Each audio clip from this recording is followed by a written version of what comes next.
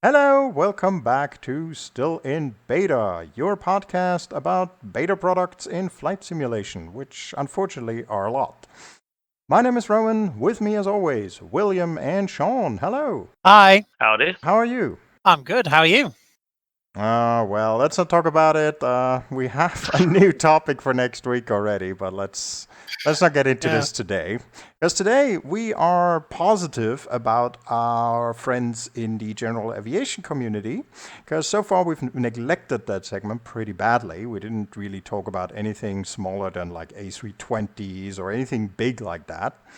And today is really the day of enjoying some sunshine and do some VFR flying out there with our favorite products and, well, talk basically about all these little planes. And at the end, we also want to go a little bit into the regional segment of flight simulation because there's a lot of fun to be had, but there's also a lot of beta products out there. So stay tuned and, well, hope you enjoy. Getting back to basics. Getting back to basics, that's just about the right thing to say. Now, as far as VFR or general aviation goes in the simulator, I have a very simple motto. GA for the real world, simulators are more for the airline world. At least that's what I think. I know a lot of people out there, there's a huge community who loves GA in the flight simulator. Totally get it. But for me, it all breaks down the moment I look out the window. Because everything looks the same no matter where you are in the world. And I guess when you're doing general aviation flying, looking out the window is quite a lot of it. Yes, exactly. At least when I do it in the real world.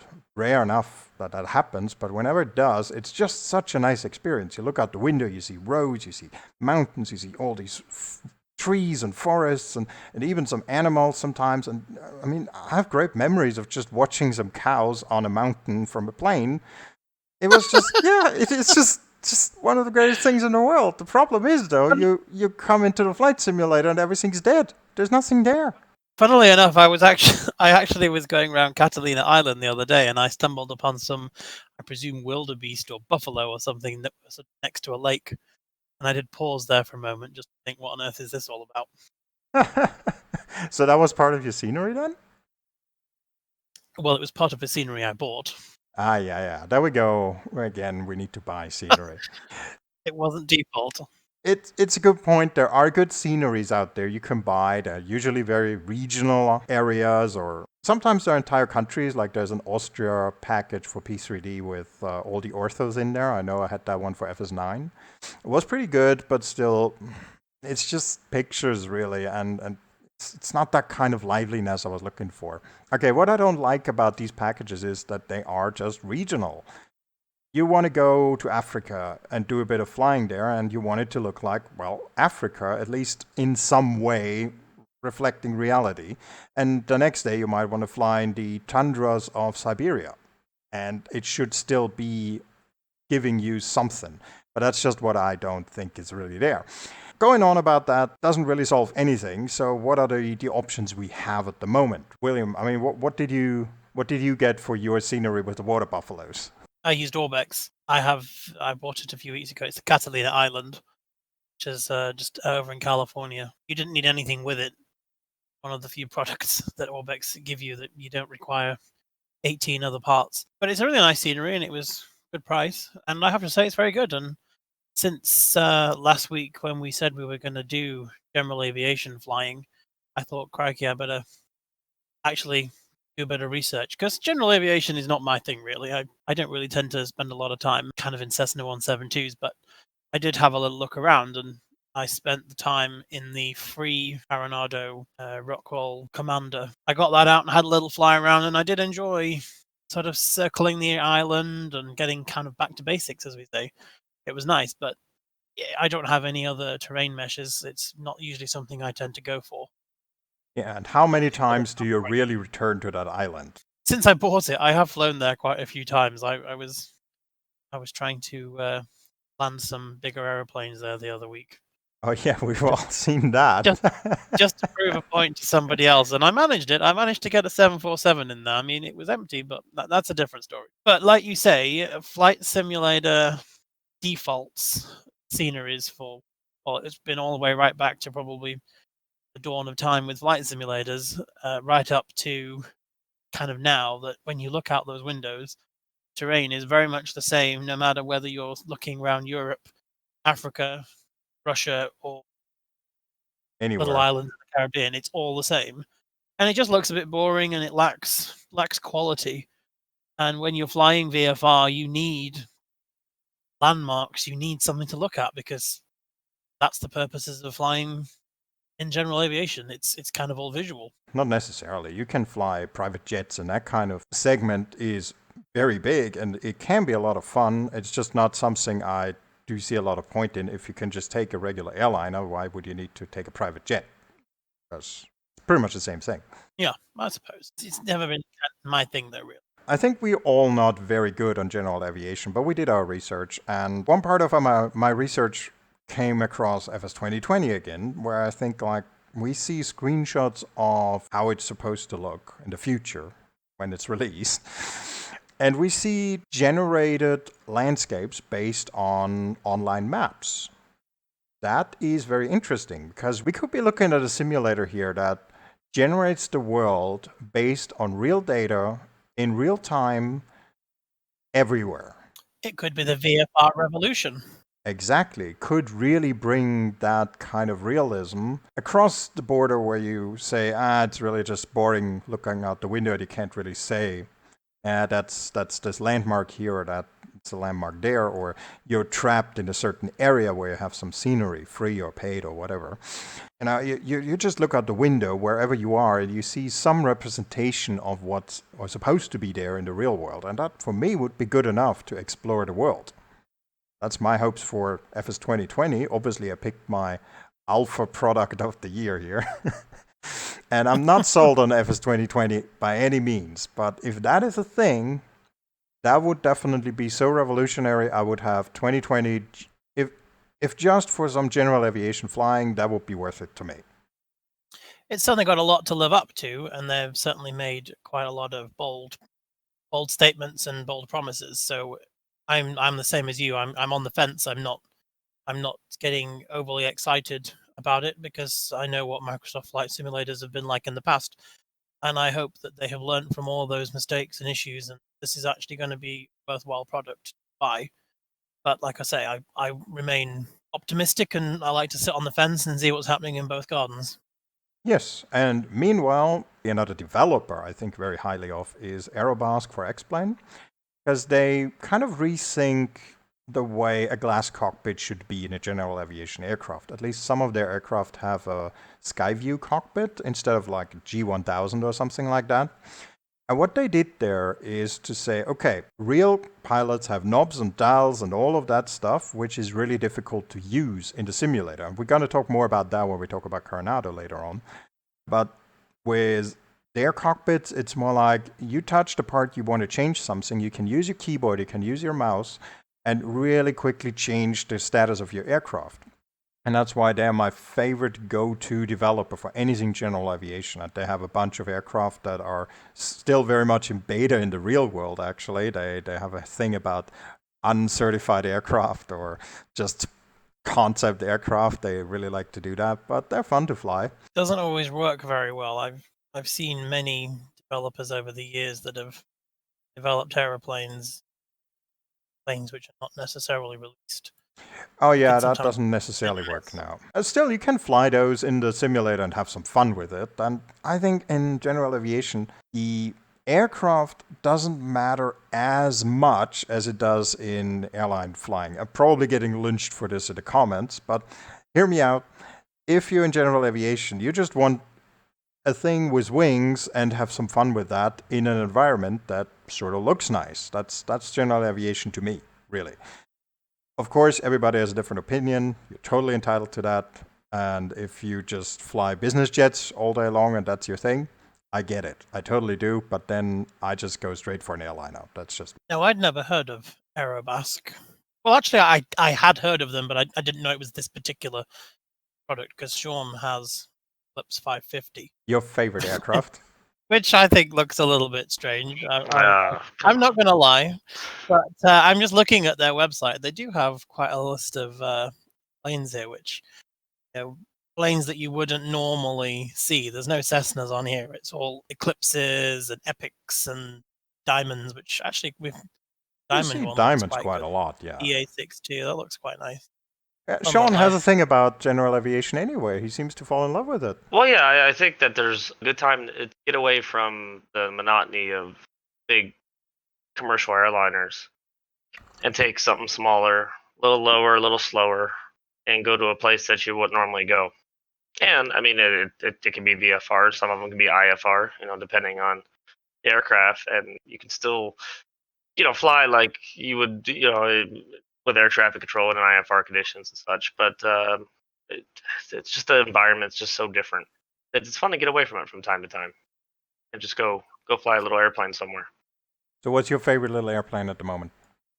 Uh, so what's funny is I flew the Epic E1000 this morning on VATSIM out of went from Nassau to Miami, and at some point, I believe this is the second time this has done to me. It's done it to me. The power just goes out in the airplane, and I don't know if that's a glitch. I don't think I'm doing anything wrong. It's a pretty straightforward aircraft to set up. So I decided to go look at an aircraft that was presented to me yesterday from Airfoillabs. It's the King Air 350, I believe. Is it 350? Yes. Yes, it is the 350. It's in a league of its own, that's for sure. It's study level. It's like the most study level GA airplane I've ever seen. Well, we're used to study level jet airliners, the flight factors and such, but this is the equivalent in a GA platform. I mean, every switch, even some of the circuit breakers, which you don't typically see in general aviation, or rather in simulation, rather. no, in any really. I No, can only think of one plane that has working circuit breakers in E3D. yeah, and not all of them work, but most of them that are, I guess, relevant to what you're doing work. You can take engine panels off and look inside, and some of it's actually functional, and it's got a 25-page checklist to get it moving. So I got to assume that there's a lot going on there. It's a fantastic little airplane, not terrible in the frames either, a little bit, but not terrible. And it's just, I think it's in a league of its own. Well, I was actually watching you, and you sort of unboxed it earlier, and it does look really nice. Actually, it was a very high quality product. Actually, I was quite impressed. It's worth every penny that you'll spend on a GA aircraft. But the thing about Airfoillabs is apparently they only make like 2 airplanes, maybe 3. I think they have another one coming out soon that's in development. But they seem to take their time and do it right. But you're going to pay a little bit extra for that. But if you compare, it's not really too bad. I mean, an Aerobask or a Carenado, rather, airplane is 35, $40 or so. And this 350 from Airfoillabs was about 50 US, so that's not too bad.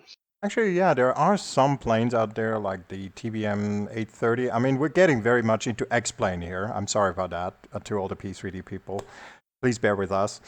There are very good planes out there, like very deep simulation, almost like as you're used to from a very deep airliner. The problem I have with those is I look at these, I think, oh, I really want them, and then I know I just will never really use them very much, and that's what's keeping me from buying those, to be very honest with you. I just prefer to go with something cheap and simple rather than too detailed. That's just my opinion. If you are more of an airline guy and you want to get into GA, maybe just try something that's already coming with your simulator. I sometimes even fly the 172 in X-plane. I have no trouble with that plane. It's perfectly good for what I want to do. And the same, I think, goes for P3D. I mean, William, you might have something to say about that. So yeah, P3D comes with quite a lot of airplanes, as most simulators do. But interestingly, it doesn't really come with any jet planes, which you generally find in these simulators. It comes with quite a lot of military, helicopter, and sort of older general aviation types. But one of the ones that it comes with, which was I mentioned it a little earlier, was the Rockwell Commander from Carenado, which I believe originally was a payware, and that comes for free. It's a great little aeroplane. It's the one I was flying around Catalina Island quite happily, observing the water buffalo. It was great. It was a great little aeroplane. It has a fully detailed cockpit. Everything works. All the buttons, all the switches. You can get the autopilot and the GPS. It's perfectly usable, and it's a fun little airplane to kind of get out there and explore. Which something I've never really done before. Flight simulator. No, I don't do it a lot either. And every time I do it, it's like doing it for the first time, because that's how very little I fly general aviation, due to the reasons that you've pointed out. Is the view isn't that great. What's funny is prop airplanes tend to be a little harder to fly than jet airplanes. I can jump in a 737, A320, 777. I can have it off the ground in a few minutes and be well on my way. But you hop in one of these GA airplanes and they set you back a little bit and they make you think, all right, I got to actually work this out and figure out how to fly this airplane. But what is the, I don't know, what's the company to go to for in P3D then? I would say probably the main players when it comes to general aviation. There's a few things from Just Flight, which seem to be quite reasonable, but the ones that I kind of go to is Carenado. The one I just said is free, so those of you on P3D version 4, I don't know about 5, but certainly version 4 has the AC, I think it's AC 1114, like that. That's free. But then Carenado themselves also have quite a wide range of airplanes that sort of stretch from, your Cessna Caravans. They've got a King Air, Citation private jets. They've got the 172s, all things like that. So they've got quite a broad range, all quite reasonably priced, really. I mean, they tend to be a little bit hit and miss when it comes to the detail sometimes. I own 2 of their products. I own the ATR 72 and the Saab 340, which are perfectly decent airplanes. I really enjoy flying the Saab 3. It does have a couple of issues, but I'll talk about that a little bit later when we go into regional stuff. But so they do have quite a lot of general aviation stuff, and then you've also got A2A Simulations. They're pretty good. I don't actually have any of their products, but I know that they get quite a lot of good reviews. They've got some Cessnas and actually they've got the old J3 J3 Cub. I think A2A is also very famous for being sort of trainer level aircraft where you can get commercial trainer licenses and all that kind of stuff. So it should be extremely realistic to fly those in P3D. Yeah, I've actually just been revisiting them, and they look really nice actually. What is in beta then? I mean, that's the point of this channel, I suppose. What's out there that kind of doesn't really, is it finished, I suppose, but is charging quite a bit? Yeah, I mean, how about Carenado? Are they in beta? No, not really. I don't think they class any of their products as being in beta. If they do, they certainly don't tell anyone. Doesn't mean it isn't, but as I say, I've not got any of the general aviation ones apart from the free one, which you can't really complain about too much, especially as it's free and it does work perfectly well. But I know one of our pilots, Metro, he is actually a pilot for an airline in the US that flies PC-12s, and he also owns the PC-12 Carenado, and he says it flies really well. He doesn't have any complaints with it, apart from it being a slightly older version, and he flies a modern one with glass cockpit. But yeah, Carenado is a company that I have a not like relationship with. Same here. They can be very hit and miss, definitely. Like I said, I have the Saab 340 and the ACR 72, and Saab 340 is a great little airplane. Such an underrated plane in the world. Fun little airplane. Not very many of them around anymore. So I wanted to buy it, and I wanted to fly it. I did. I think it's around... Well, I think I bought it when it was on sale. They do quite a lot of sales, which is good to mention, so watch out for them. But the minute it's about $49, so it's essentially $50 for rough figures. Would I say it's worth $50? Probably not $50, I have to say. Maybe 30, 35, I would say at a push. They, like I say, they have a very wide range. They go from small prop planes kind of up to sort of private jets, Citations, and Fokker 50s and things. So they kind of cover all kinds of things, which isn't necessarily always a good thing because they don't. Can they possibly get everything right in all of them? I think you mentioned some bug with the batteries the other day. Yeah, I was going to come on to that. So that is my current bugbear with the Saab 340, and I've been doing a bit of research about it, and it seems it's isolated to P3D, I believe, what I can see. And basically, it has external power. So when you park your aeroplane, you switch it off, you either change to APU or external power. So Carenado has all the fancy trucks and cones and all that sort of stuff that come with it, and one of those things is a GPU. There's a button in the flight deck which is external power. You click it, doesn't work. Doesn't actually provide external power. Because if you don't do anything with the aeroplane, if you don't start the engines within maybe 10-15 minutes, all the cockpit goes completely black and you cannot get it restarted unless you actually reload the aeroplane. And from the research I've done, it seems to be some kind of issue with the battery and the settings that P3D have, and you have to have the full version of FSU IPC to be able to specify that you don't want your battery to run out. There isn't actually a feature within P3D, certainly that I can find and that I was reading in any of the comments. So that's definitely one of the problems with it, because it means you have to do very quick turnarounds, and that Carenado are aware of it and they haven't done anything about it. So that's definitely annoying. Am I disappointed that I bought it? No, because I do quite like it. I did buy it on sale. I may not have bought it for the full price. I probably would have continued waiting for another sale. But I think generally they're sort of middle of the road kind of starter packs, and I think, again, like we talked about before, it's good kind of grounding for things. And if you're not really wanting a complete study level, in-depth aeroplane, then Carenado is probably the place to go, because you're not going to get top end quality like the Airfoillabs King Air or anything like that. You're not going to get that kind of study level with Carenado. I remember I had some Carenados in my life, and that brings me back to this entire cockpit layout and usability thing I was talking about earlier. The thing about those cockpits, I love glass cockpits all the way through. I love them in airliners. I love them in general aviation, probably even more.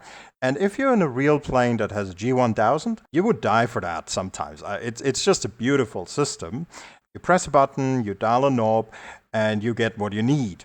It's really quick to operate. But if you are in a simulator, everything is very fiddly.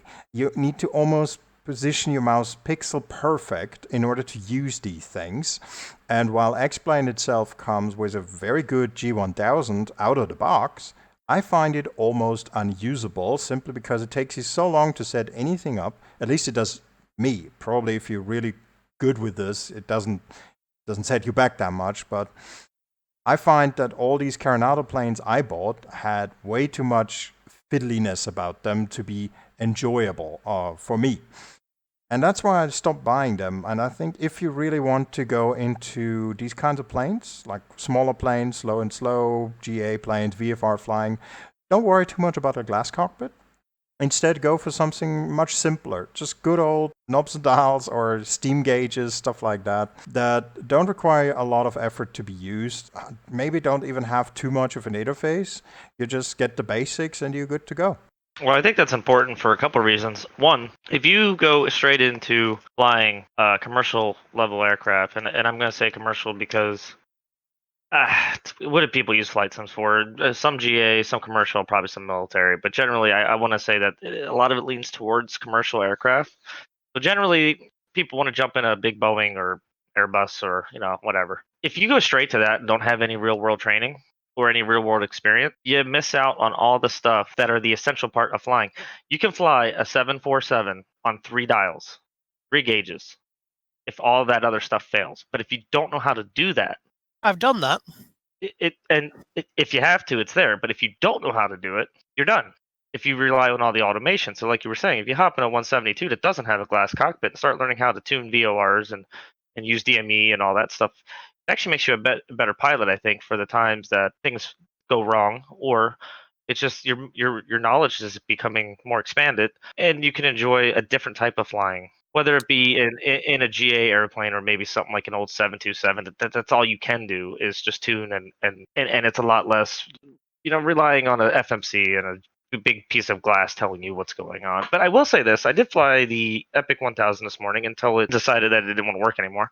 I had a flight plan in and ready to rock and roll, and I think William was watching within 2 minutes tops. Really easy system to use. once you Oh get yeah, to sit there and mess with it and get to know it. But yes, it is fiddly, and where the arrow is and where your mouse sits and stuff like that. So I get that part of it. But if you are familiar with it, it's not too bad. I wouldn't shy away from them. I would just also, like you said, maybe go with something a little bit different. And if you're looking for bare bones, I mean, I don't know about P3D2 much, but I knew X-Plane comes with a pretty decent 172 and Beechcraft as well, I believe.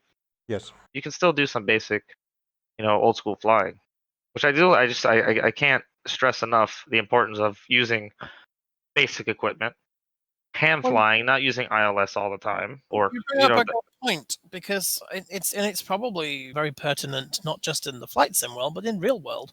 Pilots are becoming more and more reliant on computers and autopilots, and when things go wrong, they don't know what to do because they have had they don't have the level of experience at flying the old gauges. And using these simulators to go on the general aviation is sometimes really good fun, just to kind of remind yourself the simplicity of flying and the fact that you don't have to have an FMC or all these fancy gauges and autopilots. You can just use your eyes, look out the window, and see what's going on and enjoy the view. There's a very good talk out there called Children of the Magenta, I think. It's a video clip from an American Airlines pilot, I think, who talks about this in the 90s or something. This has only gotten worse, but I do not agree with you on that pilots wouldn't know what to do. I mean, these guys are training really hard and it's rigorous.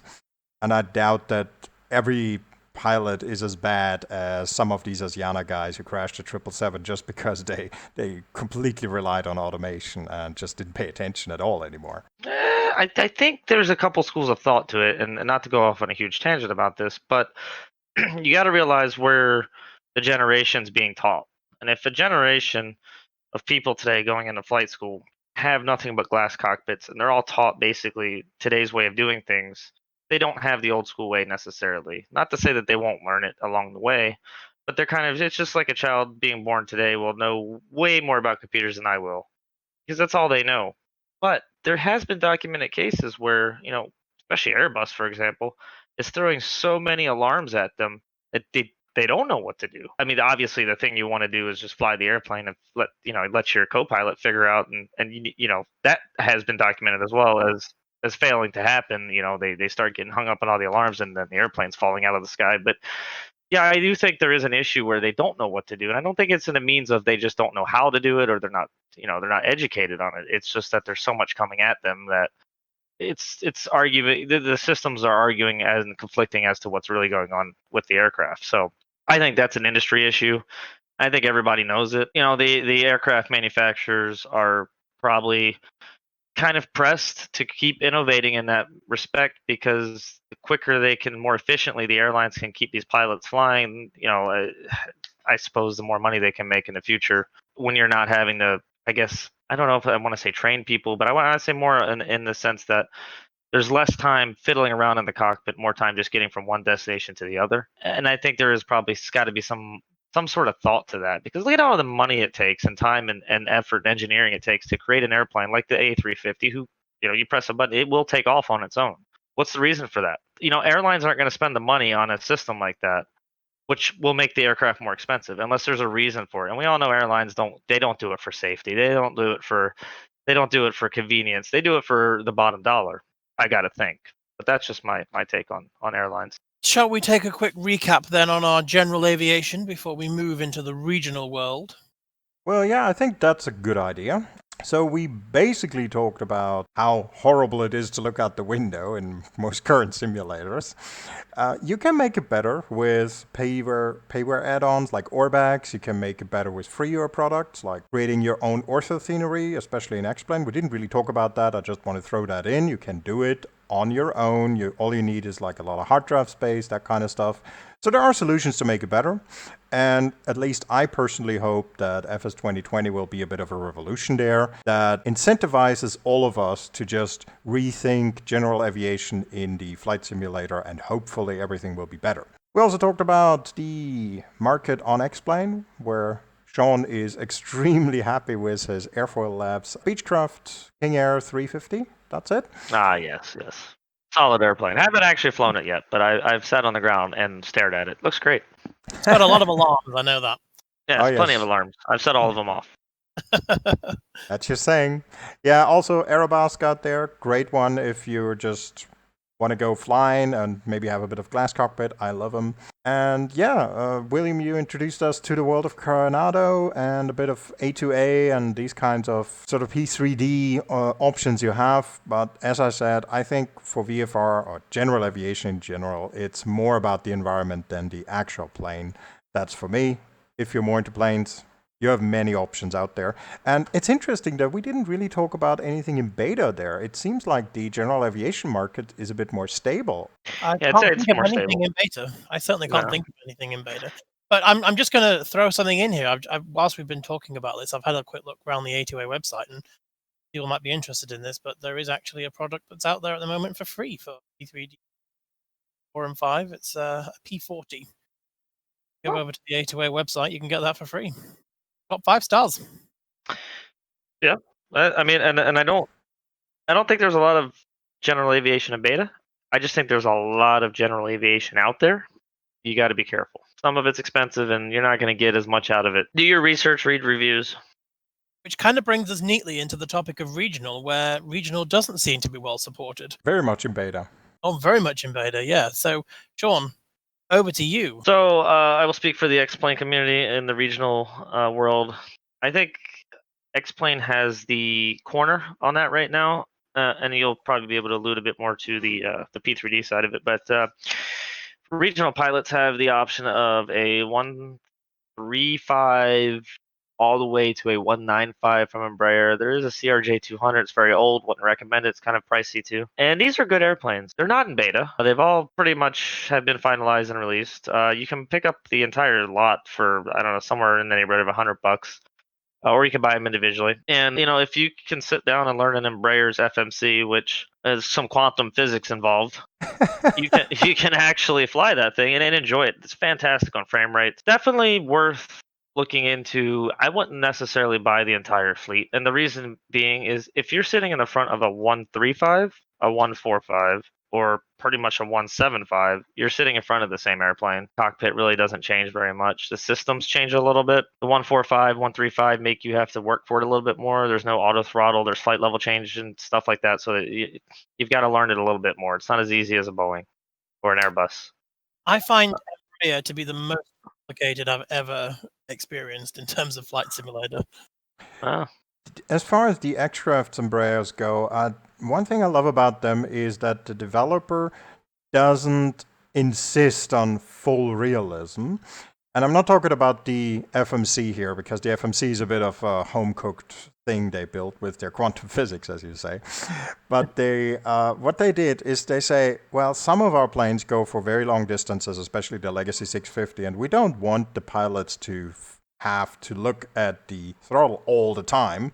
So they built in a little hidden auto throttle. And I love the developer for doing that, because they say, okay, these people, they might not want to sit there for 8 hours monitoring their throttles, because who does that really? And instead they just have a tiny little feature in there you can use and be perfectly happy about it. It's not 100% real. You don't have to use it, but you can. And that's something I really like about this developer. I think X-Crafts is the way to go. I know SSG makes a few airplanes. I want to say they do the 170 and 190. They do. And I don't actually own any of those, but I do own the 145, 175, 195. And I think I can't complain whatsoever about anything about those airplanes. They work great. However, and we'll probably get to this either right after William or right now if we want, is the issue of regional pilots, I suppose, in virtual airlines, what the options that are out there and the problems that it causes for airlines who follow a regional flow into the main line. As William, I'm sure you can say, is P3D's regional operation is, well, that's not even a P3D issue. I think that goes all the way back to FSX days, maybe even FS9. Yeah, right back to what's out FS9, there. really. Yeah. It's just a mess. I mean, there are a couple of products out there in the P3D world which are very good. So you've got the Majestic, the Dash 8 400. That's probably the best regional aircraft type that we have in the FSX P3D market. It's a very good aeroplane. It flies pretty well. It has a couple of issues, which I'm sure I'll feature at some point in another episode, but on the whole, it's very good. And you've also got the Aerosoft CRJ, which I believe they released a couple of years ago, and then I think maybe end of last year, possibly the beginning of this year, they made an update to it. Again, I think they charged for it, which is another issue. But again, that plane, from what I can tell, I don't own it, but from what I've seen from other people, it seems to be a very nice aeroplane and does the job quite well. But Embraer tends to be kind of the poor relation. There is options out there, but in my opinion, the options are just way overpriced and just not worth the money at all. So it's the Feel There, Wilco, whatever you want to call them. They've changed their name over the years. They've made the 135, 145 for FS9, and it's kind of moved all the way up through FSX. I'm not sure if it works in P3D version 4. I haven't looked because I just can't stand it. It seems to be missing something all the time. The exterior views don't look quite right.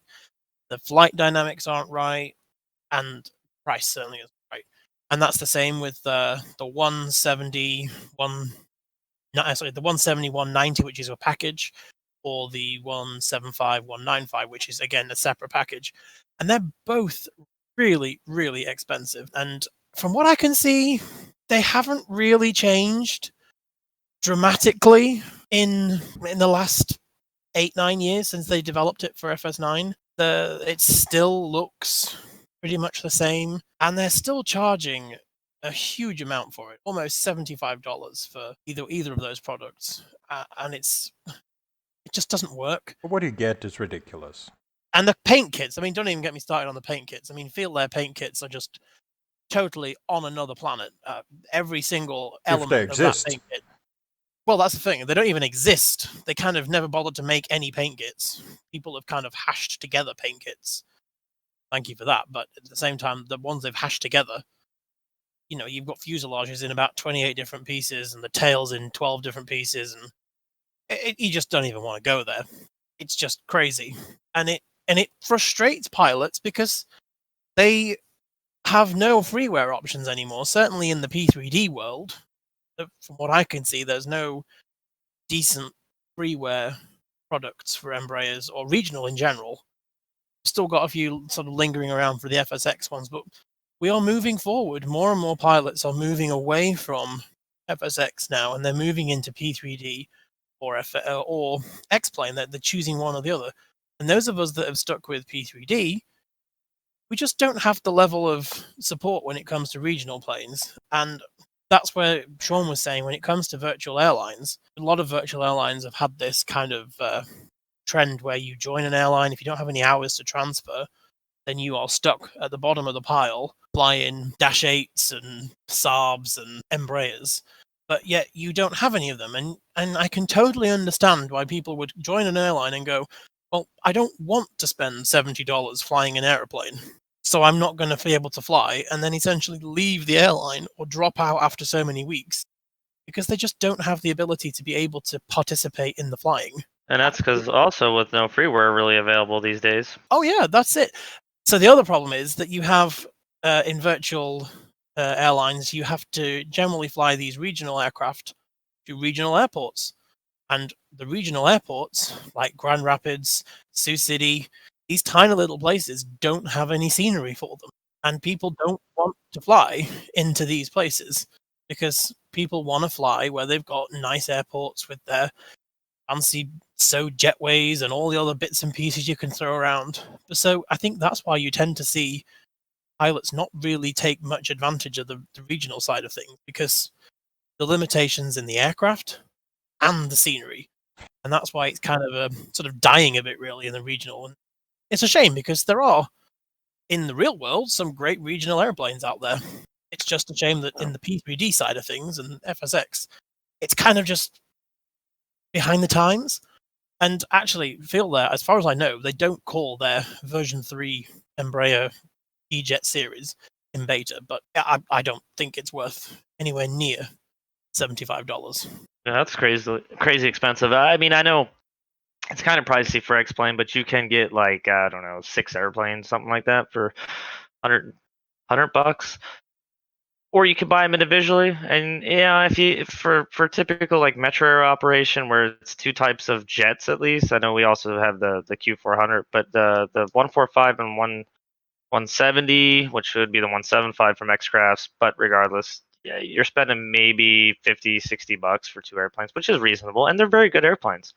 So it works in X-Plane. It doesn't seem to work so well in P3D. Again, that's gone back to when I started flying for Metro, and it was actually it was a CRJ 700, and luckily there was one available, a paint for FSX, because back then I don't really think there was a very good payware available. And now I know Aerosoft seems to make one. So, but yeah, it's the regional struggle. That was a different age when we started. It was 10 years ago, 11 years ago for you, and virtual airlines were very different back then. Payware has only really kind of become a big thing in the last probably 5 years. Before that, nearly everything was freeware because the payware stuff wasn't really of a good enough quality. I mean, you had maybe one or two early starters like PMDG, but essentially everyone was quite happy just flying Project Open Sky and Project Airbus and stuff like that. And so, That's like you all we say, knew. there was good enough freeware, which you had your 2D panel and away you went, and it wasn't an issue. But as time has moved on, we've moved more into the payware world, where everybody wants, if they want to fly, they want to have a proper aircraft with virtual cockpit. They want all the gadgets and the dials, and they want to do it properly. And you've kind of seen that drop in freeware, but then that's where virtual airlines have kind of fallen a little bit because some are still making pilots fly 10 or 15 hours or whatever it may be at various airlines to fly Dash 8s and things when people are going, well, I don't have a Dash 8 and I'm not going to spend $80 on the Majestic one just so I can fly 15 hours here to get to an Airbus A319 or whatever it is. Yeah, I think it's important that if you're going to do a regional operation that you just don't have cat restriction. But that's a whole nother topic of how virtual airlines run. But I think just for the regional sake, having that cat restriction for regional pilots, especially if you're new to the game, and if you are new to virtual airlines, you don't have any hours to transfer. This is it. This is the first time you've done this, and you walk into a mess of payware aircraft you have to buy that aren't so good. It's going to be a quick turn off to the community, to the hobby, maybe. I mean, there's enough going on in a flight sim. Trying to keep it working, from it, to all the updates and everything that I'm sure Roman can go on forever about. And we all know that the last thing you need is to be turned off by the virtual airlines, the way they're ran, the payware that's available, the lack of freeware. It's so quick to turn a hobby into a chore, and that really turns people away. And I'm just saying virtual airlines as an example. It could be any sort of flying club that you do, or just maybe if you're just do your own thing and you just jump in and once a week and you fly something that you like flying for an airline or whatever it might be. You don't have to be part of a community, but it's so quickly that you can want to do something, spend the money, and be quickly disappointed. So like you were saying before about Embraers being well supported in X-Plane, whereas in P3D they're not well supported. Yet in X-Plane you don't really have a good CRJ or a Dash 8 either. I mean, I believe there is a Dash 8, but it's very old and not very good. So No. you're still, even though there's good things in X-Plane for regional, there's a couple of okay things in P3D. There's still kind of a lack of support generally on on the whole between the two sims. It's sort of almost like you're going to have to run X-Plane for your regional stuff because that seems to have the best Embraers, and then you're going to have P3D and FSX to fly your Boeings and things and Airbuses because that's just the way it seems to be at the minute, and it's a shame. It's a shame that regionals kind of fall by the wayside a little bit. Well, yeah, I mean, Carenado also has quite a lot of regionals as well. We talked about some of their general aviation, but they do have a couple of older regional planes, but they're not the modern ones. They're like the Fokker 50, the Saab 340. So apart from the ATR, like that's it. They don't have any CRJs and things, and it's a shame. It's a shame that kind of gets a little bit left behind. I would be interested to know why people don't. I mean, there's got to be a market, right? If there's a market, people will make it. And maybe there's just not a big enough market out there that developers can't see a reason to spend the time and money making something that they don't think people are going to buy. And it could be something like you said earlier, where the airports aren't really as plentiful, and especially for P3D, the smaller airplanes or airports, there are quite a few available in X-Plane, whether it be by default, because some default's not bad, and there are a lot of people that make the freeware, Grand Rapids or wherever. So you can always tend to get away with it in X-Plane. But maybe there is a good reason for it. Maybe there's just no desire to fly a small jet. I just don't know what it is. Me, I like a little variety. I like flying a 145 one day, a 747 the next, and then some days just jumping in a GA aircraft and going down the coast of Florida and looking at square blobs and such on the ground. It's the bigger the better for me when it comes to the aeroplanes. I do prefer my 7.3s and my 7.8s and things. But again, with the real world, I mean, regional aviation is such a huge part of the real world, especially in America. Those regional jets probably make up a huge percentage of the flights that are carried out every day, flying Absolutely. around SkyWest and all the various others. So There was Colgan Air really put the regionals on the map didn't they in just? many ways. Yeah, you're touching on something there with your theory that P3D is probably not the best place for regionals, while X-Plane is. You see, I do own the Majestic Q400. I bought it on sale. Glad I didn't buy it full price. No, I bought it at the same time as you. I never flew it for two reasons. I mean, there is one issue I have with the plane. It's a beautiful plane, but that one issue. Oh, God. And the other thing is, where do I fly it? Yes, you can fly it a bit over Europe and stuff, but the world in P3D is so small compared to X-Plane. And that's what I always say. The world in X-Plane is bigger. The default airports are decently good. They're not just gray blobs. They're handcrafted masterpieces sometimes. Sometimes they're just very basic. Sometimes they're very, very good. Depends really on how well they're taken care of. And there are thousands of freeware packages that are really, really good. I mean, just yesterday I came across Muscat Airport and it's payware quality. It's insane. And these are places I would never spend any money on any simulator. And these can be tiny little places like Eureka, somewhere along the Oregon coast. I think that's where it is. And I fly in there maybe one time in my life in a little ERJ or something. I really enjoy that flight and then never go back there. And that's just something I don't want to pay $20 for.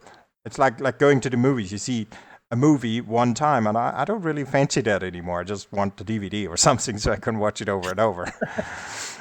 And yeah, that's just a problem. I think what we need is more on the X-Plane side. We need even better regional planes, really. I mean, the ERJs, I love them. I have the entire package. Wonderful aircraft. I have the E175. Not too keen on it, but that's probably just because of the plane. Yeah, if they had a little bit of extra features, like a better nav display and a FMC that's a bit less insane, then it would be perfect. And the next Q400 that's coming up might be just that. But on the P3D side, we already have at least two, like the CRJ series and the Q400, but there's so few places to go unless you want to spend a lot of money. And that's just, these two worlds, they have the best each, but they're missing the other thing. And that's a really annoying situation, I think.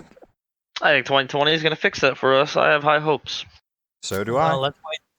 It's still to be seen, isn't it? It is still to be seen. But if they continue the track that they're on, VFR flying will be a much more lucrative thing to do in 2020 if they continue on where they are. In fact, if you see, most of their photos and videos are VFR flying.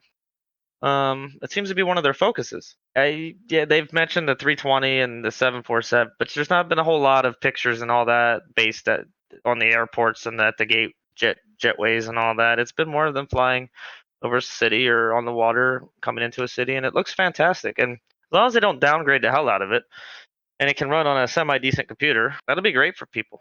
It might actually renew a reason to fly regionals and general aviation. If people don't, maybe they'll have a reason to do it now. Well, we'll have to wait and see what 2020 brings when it finally graces our sims. Yeah, 2021.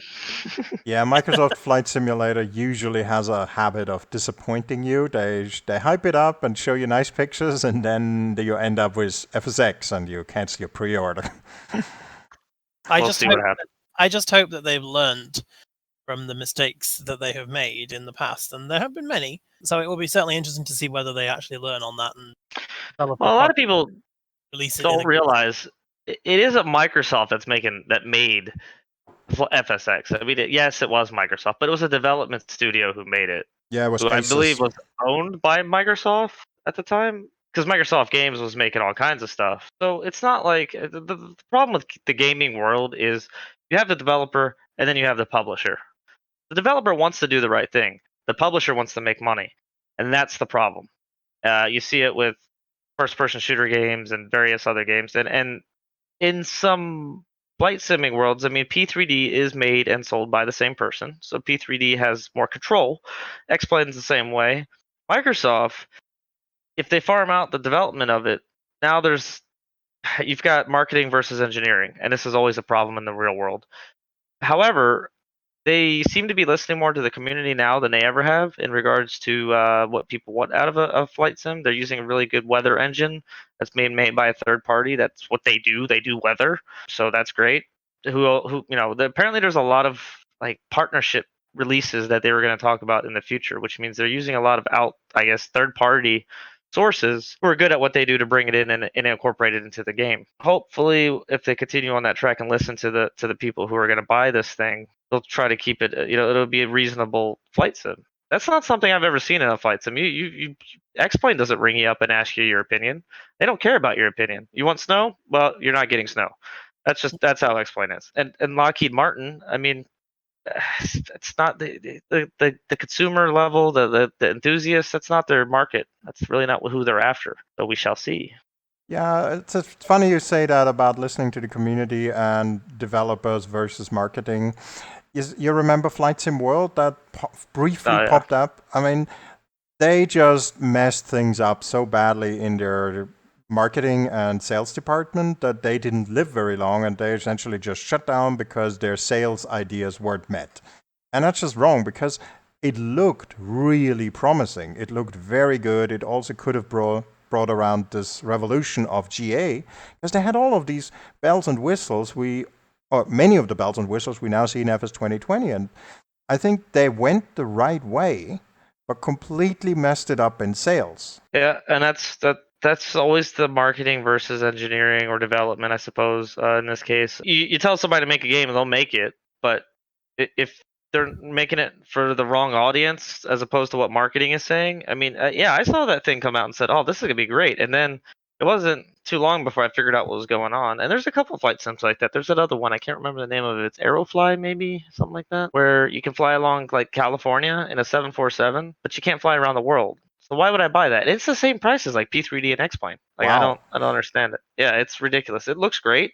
I will give them that. It looks the way a flight sim should, but that's because they can put a lot of detail into this little area that you're allowed to fly in. You can't go outside of that area. So, But like a I shooter think, map, it can look very good, but you never leave that map.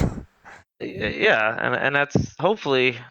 I don't think 2020 is gonna be perfect by any means. There's no way you could model the entire world perfectly, but what you can do is finally add some color and depth and all that to the world that I think both sims have been missing since simulation has been around.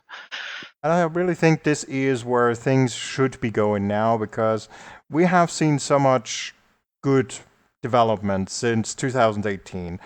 I think we're living in a golden age of jet simulation, of airliner simulation. We see the most fantastic airport sceneries coming out. I mean, there's just from another planet compared to what we had 10, 20 years ago.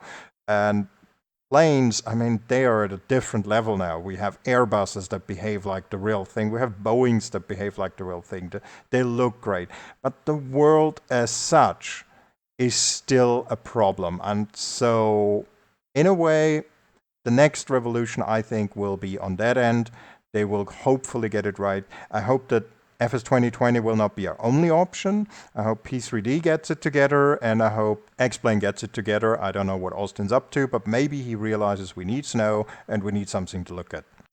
Honestly, and it's funny you say that, is because, yeah, if my job is to make you an airplane, I can make you an airplane. That's all I have to focus on. But if I have to make an entire flight sim, I guess I have to spread my resources. So, default airplanes usually aren't the greatest. Scenery's not the greatest. The functionality's there. I think X-Plane is really a big box I paid for to put all my other little boxes I paid for inside of. It's kind of crazy when you think about, you pay like $60 for a flight sim that doesn't look very good. And really, you're spending that money so you can go buy something else to make it work within it. So yeah, if your job is to make airplanes, you'll probably do a pretty good job of making just the airplanes. But if your job's to do everything, it kind of goes back to Carenado, where they have a million different GA planes, but none of them stand out to be fantastic. I think FS 2020 will not be well received immediately. I suspect there's too many diehard P3D people, too many diehard X-plane people, and too many people that had been burned by Microsoft in the past, that everybody's natural reaction is going to be negative at first. I suspect that's going to be the case because I'm already hearing it within the community. Oh, well, look at this, look at that, look at it. I'm like, okay, well, it's still an alpha. Always use screenshots, yeah. Yeah, and everybody's picking it apart already, and they're all, and I get it, right? You get burned by somebody, spend a lot of money on it, you get burned by it, and you're going to be very apprehensive to even want to give them any more money. And then everybody's going to complain about the specs and everything. I think it's going to be tough for Microsoft. I think to the amount of money they're going to have to spend to make this thing, to get that money back in any reasonable amount of time, might take some time. I'm on board. If it's the way I think it's going to be, day one, I'll buy it, as long as I don't have to pay $300 or some crazy, whatever. But I will, because I want that. I want the ground. I want to be able to see, and then of course the payware support will come with it next as people move over and transition to it. So I want the world. That's what we all want. I think we all want a world to go fly in, and basically the only world you get's at 30,000 feet. That's it. Beyond Well, that, you got to pay for the scenery. well, there's been so much hype about it and so much promotion that I just hope that they don't mess it up and fall by the wayside by not kind of finishing it to the high standard that it needs to be. And let's just hope that they have, as I say, learned by past mistakes in their previous simulators. I guess we'll Well, have to wait to see what the next few months holds for us. I think the small community that we are, because we're not that big. I mean, there's a lot of us, but we're not that big of a community when you compare it to maybe say other types of gaming genres. Um, the the idea that we want it to succeed needs to be there, and that's, I hear a lot of people just talking bad about Microsoft and, oh, this and that. Okay, it goes towards anything. You want to see other people succeed, because if everybody succeeds, we all win. And to want to bash it ahead of time, or want to say that it's just another Microsoft thing that they're going to do, let's have a little positive view on it. Say, if they listen to us and we all support it, maybe it'll get where we want it to be, because we are the ones that are going to benefit from it, to get away from, or at the very least create some sort of competition so these other flight sims can create the world that we all want to live in, instead of just doing what they've been doing, the same thing over and over again. I think we all need to want it to be there, and try to support it in the best way we can. If you are an alpha user, give some feedback, tell them what you're experiencing and what you as a person in this community is getting from other people within a community who don't have the opportunity to be in that alpha. What you're hearing from them that they want out of a flight sim, and what you're seeing in it, and what suggestions you can feed. All of it may not lead to the best flight sim ever made, but it's at least we're doing our part to try and help. We need to create the competition, and we need the advancements to be there, and we're all a part of that. That's the world that we're in today. Like you said earlier, the advancements in 20 years, 10, 15, 20 years, it's so small. We're such a small community now that we have a voice. And the voice is very simple. We just got to be on the same page and want it to be there. And that's what I hope, because for the whole reason that this episode was created, this podcast episode, was the GA world. And it sucks. It just sucks. The airplanes might be there, but the world's not. Can we just get, in Unless one you flight pay sim? large amounts of money for it to add it on. Oh yeah, and that's the other thing. Like I said earlier, you buy one thing just to buy another thing to put inside that thing. It's like it never ends. And I think No. P3D is probably a little worse for that, in the sense of OrbX or whatever it is that you have to spend all that money on to get it to work. That's a separate rant on a different Yeah. episode. I think Flight Sim 2020, it's, as I believe, it's moving now into beta, so obviously some progress is being made, so that's obviously good news. Yes, we will see. I can't wait to be able to be a beta tester and actually be, with maybe a little less NDA, and be able to actually talk about it and get a pulse on where that's going. I think that's going to be so cool. That'll be a great topic once it's out there. I don't say very much about it because there's really not much to say right now, and even an alpha tester can't tell you very much.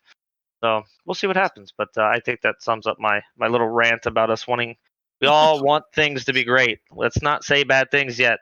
Very good. I think you ended on a very positive note, which is exactly what the world needs right now. So Oh goodness, yes. I think this wraps it up for our view on the GA world, which is a bit horrible, a bit good. Some parts are really great, others are just not. And I think we're making progress. And next week we are intending to talk about flight simulator maintenance, which pretty much goes back to that idea of one big box with many little boxes inside of it.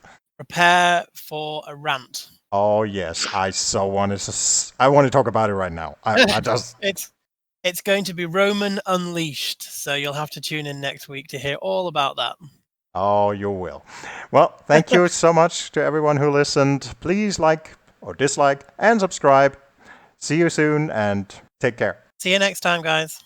Goodbye. Bye bye.